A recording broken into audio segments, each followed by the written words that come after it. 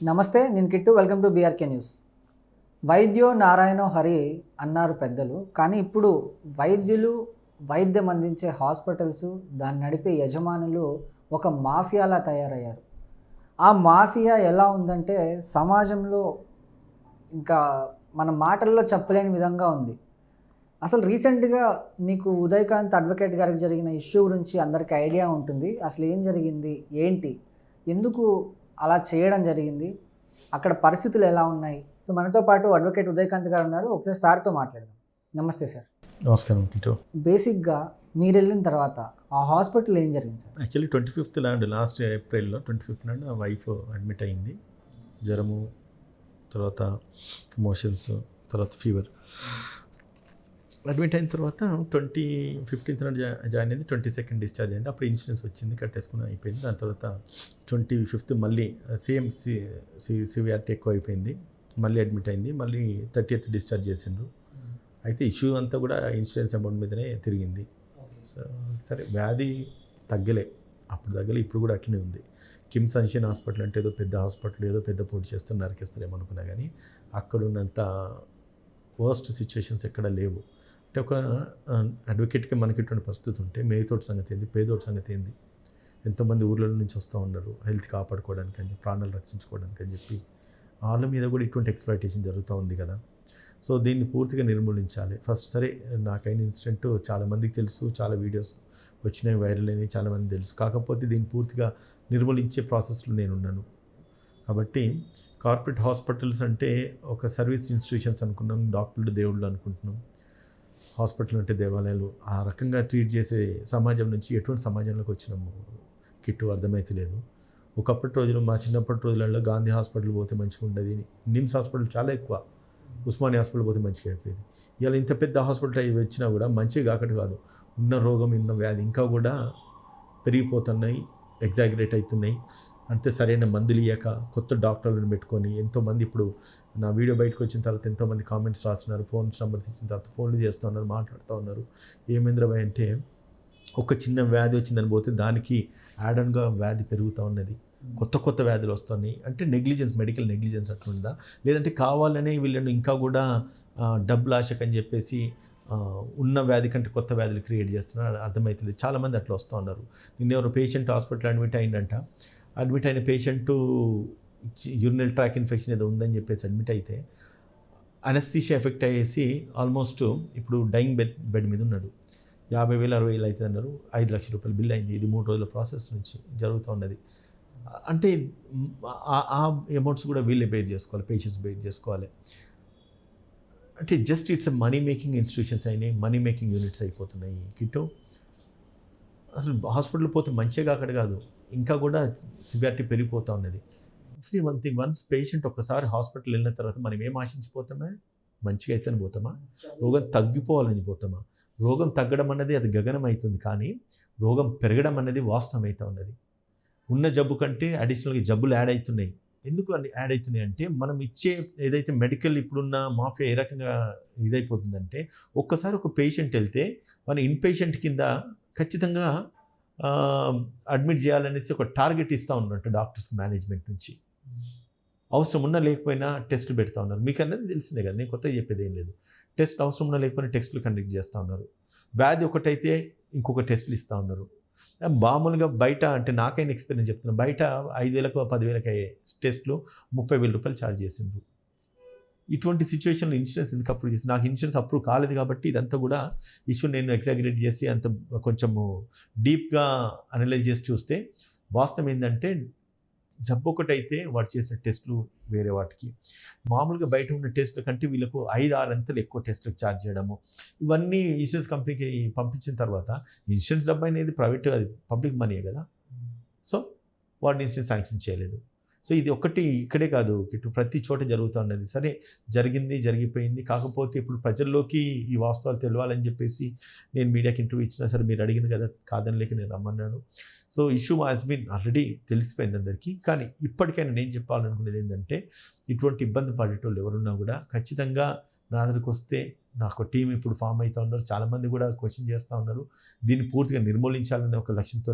అంటే మీ ప్రయత్నం ఏంటి సార్? అసలు మీరు ఈ మెడికల్ మాఫియాకి ఎండ్ కార్డ్ ఎలా పెడదాం? కిట్టు నీకు మ్యారేజ్ అయిందా? కాలేదు సార్. కాలేదు.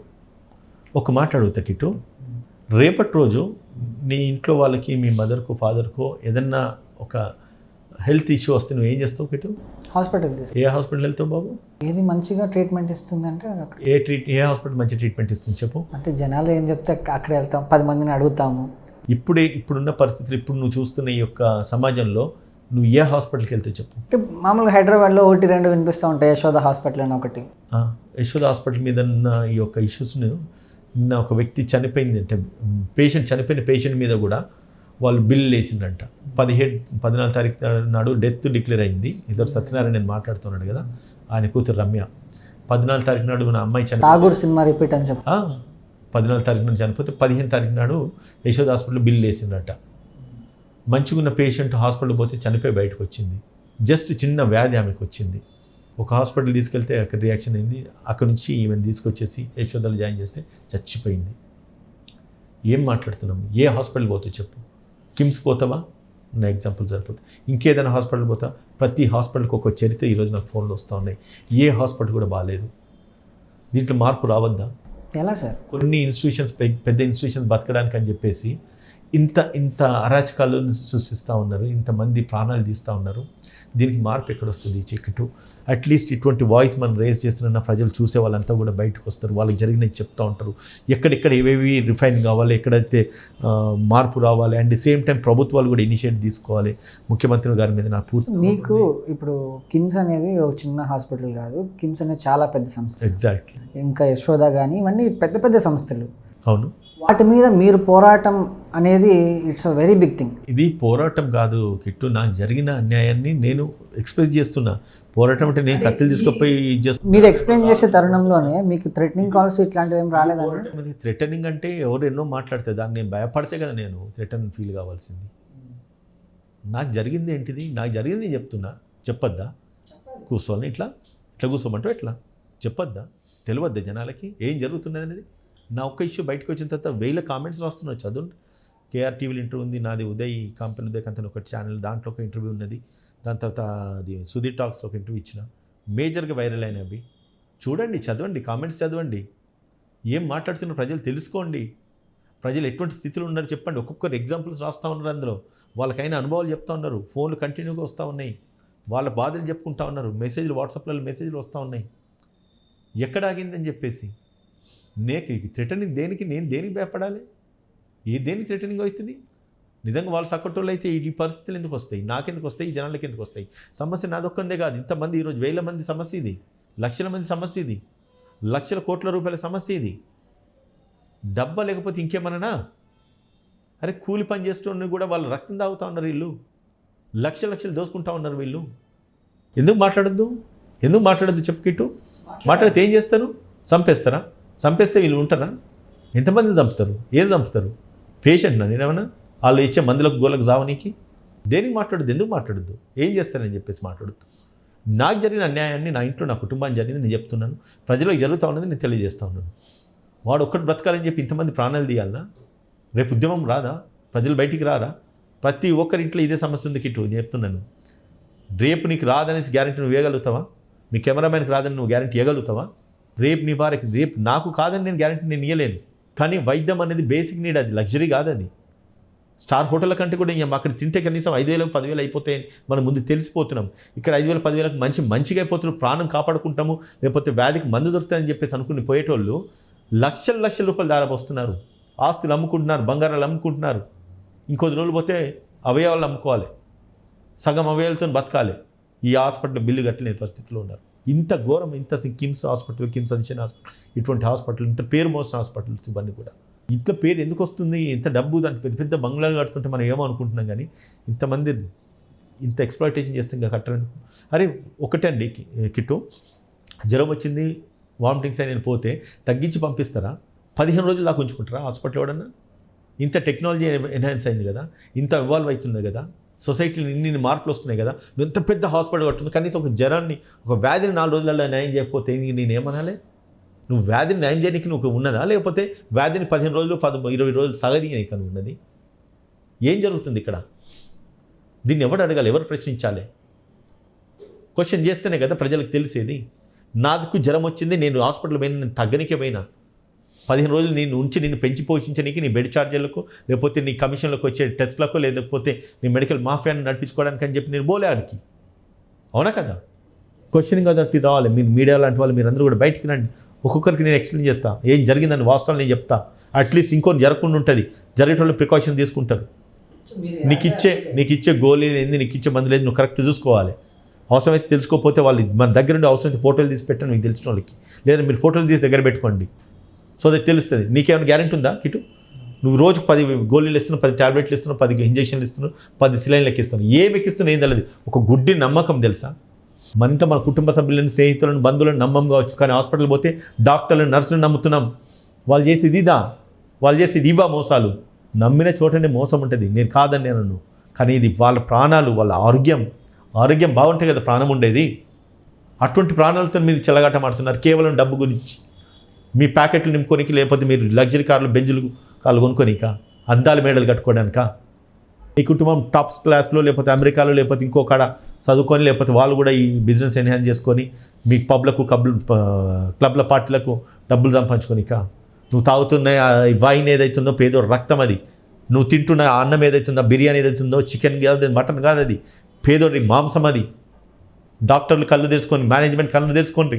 తప్పు మాట్లాడుతున్నాను, నేను ఒప్పు మాట్లాడుతున్నాను.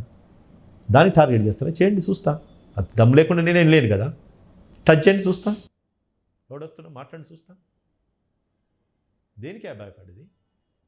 ఒకటికి ఇటు చెప్తున్నా, జరిగింది ఏదైతే ఉన్నదో ఇప్పుడు కూడా జరుగుతూనే ఉన్నది, రేపు జరుగుతుంది, ఎల్లుండి జరుగుతుంది. ఆపడానికి మనం ఎంతటి వాళ్ళం కాదు. కానీ ఒకటి చెప్తున్నా, మనం ఇచ్చే వాయిస్ కనీసం ఒక్కటి ప్రాణాన్ని కాపాడగలుగుతాం. పేదోడికి కనీసం 1 లక్ష రూపాయలను కాపాడగలుగుతాం. ఇటువంటి కొన్ని వేల మందికి రీచ్ కానీ. Let us see how the things will come out. Let us see the result.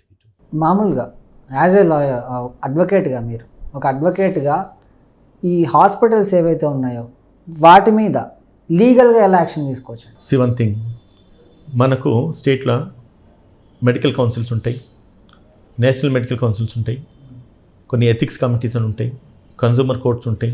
ఒకవేళ పిచ్చి వేసాలు వేసి ఏమైనా క్రిమినల్ యాక్ట్ అని పోలీస్ స్టేషన్ కూడా ఉంటాయి. ప్రతి చోట మీరు కంప్లైంట్ ఇవ్వచ్చు. మీకు ఆ అథారిటీ, ఆ రైట్ ఉంది. వెళ్ళండి. నేను అది చేయలేకను ఖచ్చితంగా నెక్స్ట్ ప్లాన్ ఆఫ్ యాక్షన్ ఇదే. 4 హాస్పిటల్ కరెక్ట్గా మూతబడ్డాయనుకో సిస్టమ్ మొత్తం సెట్ అవుతుంది. ఇది చేయాలంటే ప్రభుత్వం ముందుకు రావాలి, ముఖ్యమంత్రి గారు ముందుకు రావాలి, రేవంత్ రెడ్డి గారు ముందుకు రావాలి. ఆయన వల్లనే ఇది సాధ్యం, ఇంకోటి వల్ల సాధ్యం కాదు. ఇది దీనికి కమిటీ కాన్స్టిట్యూట్ చేయాలి. ఎవరెవరైతే వాళ్ళ కష్టాలను, వాళ్ళ గ్రీవెన్సెస్ అన్నీ కూడా రికార్డు కావాలి. ఏ హాస్పిటల్ ఇటువంటి అరాచకాలు, మోసాలు జరుగుతున్నాయో ఇమీడియట్గా ఒక కాల్ సెంటర్ ఉండాలి. ఆ నంబర్కి ఫోన్ పోవాలి. అరే వీడికి అయిన ప్రాబ్లం ఒకటి, వాడికి ఇచ్చే మందులు ఒకటి బాబు, వ్యాధి ఒకటి అవుతుంది, మందు ఒకటి అవుతుంది. వాడికి ఇచ్చే మందు ఎగ్జాగ్రేట్ అయిపోయి చచ్చిపోతున్నారు, ప్రాణాలతో ఆడుకుంటున్నారు. పరిస్థితిలో మనం ఉన్నాం. ఎవరు తగ్గించాలి, ఎవరు మార్పు తీసుకురావాలి? ఆలోచించండి. There should be change and government should take an initiation. If CM can take an initiation on this, డెఫినెట్గా సిస్టమ్ మొత్తం సెట్ అవుతుంది. He has to do it.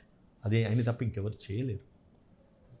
ఇది సాధ్యమే. పేదోడికి యుద్ధం అందాలంటే నా రాజశేఖర్ రెడ్డి ఆరోగ్యశ్రీ తీసుకొచ్చిన 108 వచ్చింది. ఇప్పటికీ కూడా అవి నడుస్తూ ఉన్నాయి. ఒక్క మనిషి తీసుకున్న ఆలోచన, ఒక్క మనిషికి వచ్చిన ఆలోచన, 1 రూపీ డాక్టర్ అన్నమ్మాయన. ఆయన తీసుకున్న నిర్ణయం ఎంతమంది ఈరోజు బ్రతుకుతున్నారు? ఈరోజు ఈ ముఖ్యమంత్రి గారు తీసుకునే నిర్ణయం ఎంతమంది, ఎన్ని ప్రాణాలు బ్రతుకుతాయి చెప్ప. డబ్బు లేకుండా చచ్చిపోయేటోళ్ళు ఎంతమంది ఉన్నారు? వైద్యం అందకుండా చచ్చిపోయేటోళ్ళు ఎంతమంది ఉన్నారు? సరైన టైంకు వైద్యం అందక, డబ్బులు అందక, డబ్బు కడితే నుంచి లేకపోతే తీసుకుపోతున్నారంట. శవాలను వాళ్ళ బాడీ చచ్చిపోయిన తర్వాత ఆక్సిజన్ల మీద బతికిస్తున్నారు, వెంటిలేటర్స్ మీద బతికిస్తున్నారు. డబ్బు వచ్చి అంతసేపు వారి డబ్బులు మొత్తం అయిపోయిందంటే వెంటిలేటర్ తీసి బయటకు పంపిస్తున్నారంట. అటువంటి ఫోన్ కాల్స్ కూడా చాలా వస్తున్నాయి. నాకు కొన్ని వేల మంది ఈరోజు ఫాలోవర్స్ ఉన్నారు, కొన్ని లక్షల మంది మాట్లాడుతూ ఉన్నారు దీని మీద. ఇది నేను చెప్తలేను, ఎవిడెన్స్ ఉన్నాయి ఇక్కడ మన దగ్గర. అర్థమవుతుంది కిటు?